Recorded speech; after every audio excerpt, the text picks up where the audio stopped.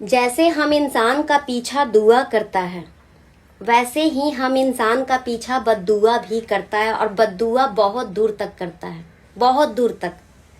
एक सब्जी बेचने वाली बहुत ही ज्यादा मेहनती औरत, बहुत मेहनती, जिनका सपना सिर्फ इतना था कि उनके बेटा कॉलेज कंप्लीट कर ले और कॉलेज कंप्लीट करके कोई छोटी मोटी नौकरी कर ले, बस इससे ज्यादा उनका और कोई सपना नहीं है।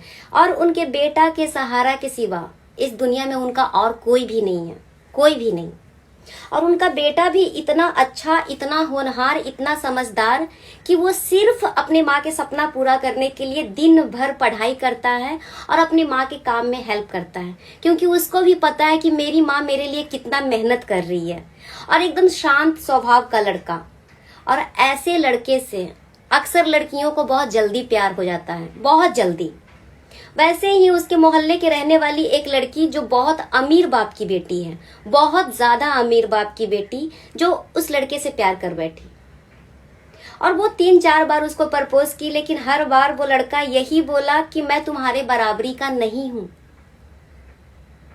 मुझसे दूर रहो, मुझे सिर्फ पढ़ाई करना है और कुछ काम करना है ताकि मेरी माँ घर बैठ सके।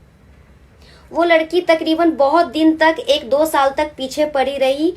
पीछे पड़ते पड़ते पड़ते एक दिन वो बोली कि मैं शादी करूंगी तो तुमसे ही करूंगी, चाहे कुछ भी हो जाए, मैं प्यार तुमसे करती हूँ और मुझे फर्क नहीं पड़ता कि तुम्हारी माँ सब्जी बेचती है या तुम गरीब हो। कल तुम्हारा बर्थडे है और तुम मेरे घर आ रहे हो रात को, छत पे आना, मुझे तुमसे कुछ बात करनी है और मुझे कुछ तुमको देना है। तो लड़का बोला मैं नहीं आऊंगा तुम्हारे घर, तुमको मिलना है बाहर में मिलो, जो बोलना है यहाँ बोलो। तो लड़की बोली तुमको, तुम्हारी माँ की कसम, तुमको आना पड़ेगा। मैं 2 साल से तुम्हारे पीछे पड़ी हूँ, कुछ तो तरस खाओ, तुमको आना पड़ेगा, तुम मेरे घर आओगे।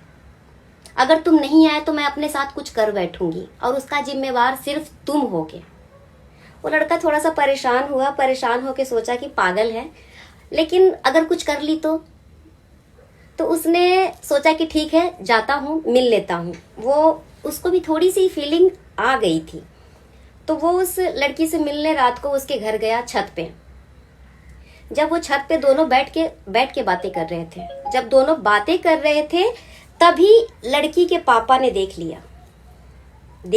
तो लड़की के पापा ने और लड़की के भाई ने बहुत मारा उस लड़के को, बहुत मारा, इतना मारा। और उसके बाद जब सुबह हुआ तो पूरे मोहल्ले के सामने उसको मारा गया, बहुत ज्यादा मारा गया, इतना मारा गया कि उसके हर तरफ से खून, पूरा बॉडी उसके खून से लथपथ थे।